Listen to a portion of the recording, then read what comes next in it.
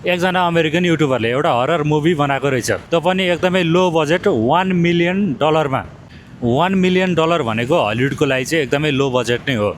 अब नेपाली फिल्मको कुरा गर्ने हो भने चाहिँ त्यति एमाउन्ट नेपाली फिल्मले उठायो भने चाहिँ त्यो फिल्म ब्लकबस्टर भयो भनेर बुझ्दा हुन्छ। जम्मा $1 मिलियन बजेटमा बनेको त्यो फिल्मले अहिलेसम्म कति कमायो थाहा छ? अहिलेसम्म $300 मिलियन कमाउन सफल भइसकेको छ क्या। त्यस्तो चलेको छ त्यो फिल्म। अब यो फिल्म चाहिँ 1 महिना अगाडि नै चलिसकेको हो, तर नेपालमा चाहिँ रिलिज भएको थिएन क्या। अब नेपालमा पनि अब धेरै मान्छेले डिमान्ड गरिरहेको थियो अस्ति नैदेखि, अनि बल्ल बल्ल आजबाट चाहिँ नेपालमा लगाउन थालेको रहेछ। अब नेपालमा पनि चलिसकेपछि आखिर त्यो फिल्ममा त्यस्तो के रहेछ त? बाहिर त्यत्रो पैसा कमायो होइन, त्यत्रो चर्चा लिएको छ होइन, त्यत्रो पैसा कमाएको छ होइन, त्यत्रो हाइप लिएको छ, आखिर त्यस्तो के छ त यो फिल्ममा भनेर अब हेर्न मन त लागिहाल्छ होइन। त्यही भएर चाहिँ मैले आज गएर हेरेर पनि आइसकेँ। अनि आज म हलमा जाँदाखेरि अब त्यो यो फिल्मको लागि यति धेरै मान्छे आउला भनेर मैले सोचेकै थिएन क्या। त्यस्तो हाउसफुल त थिएन होइन, तर पनि यतिको मान्छे हुनु चाहिँ राम्रो हो क्या। यति धेरै मान्छे आएको थियो क्या। अब मैले फिल्म हेरेर त आइसकेँ। अब यो फिल्म जुन किसिमले सुपर डुपर हिट भयो होइन, बाहिर, यहाँ नेपालमा त होइन, बाहिर जुन किसिमले सुपर डुपर हिट भयो, के यो फिल्म त्यस्तो राम्रो भएरै हो कि अब यत्तिकै हाइपले मात्र हो कि अब के हो त होइन, राम्रै भएर हिट भएको हो कि हाइप मात्र हो कि भन्ने क्वेसन आउन सक्ला। अब यो विषयमा म के भन्छु भन्दाखेरि चाहिँ यो जुन किसिमले सुपर डुपर हिट भयो त्यो अनुसार फिल्म अब राम्रै छ, नराम्रो त होइन, खराब भन्न मिल्दैन। तर यो फिल्म जुन किसिमले सुपर डुपर हिट भयो, यो फिल्मलाई चाहिँ एकदमै गुड लक लागेको भन्नुपर्छ क्या होइन। अब किनकि यतिको फिल्म अब अरू धेरै छ होइन, धेरै आएको छ, तर यतिको सुपर डुपर हिट चाहिँ भएको थिएन क्या मेरो विचारमा।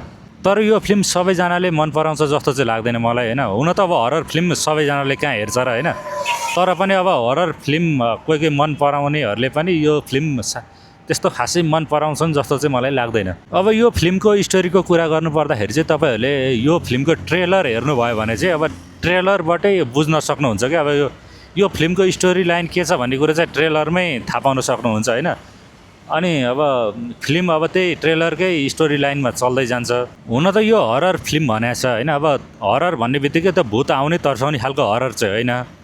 अब यो फिल्मलाई चाहिँ अब साइको थ्रिलर फिल्म भन्दा चाहिँ हुन्छ है। अब यो तर यसमा तर्साउने सिनहरू चाहिँ नभएको चाहिँ होइन है, यसमा तर्साउने सिनहरू पनि छ। अनि त्यही हो, त्यो ट्रेलरमा देखाए अनुसार स्टोरी बग्दै जान्छ अनि तपाईँहरूको मनमा एउटा क्युरियोसिटी चाहिँ जाग्छ, अब के होला त, अब के होला त भन्ने किसिमको थ्रिल बन्दै जान्छ क्या तपाईँहरूको मनमा। अनि मेन कुरो चाहिँ यसको इन्डिङ चाहिँ कसरी हुन्छ भन्ने कुरो आउँछ होइन।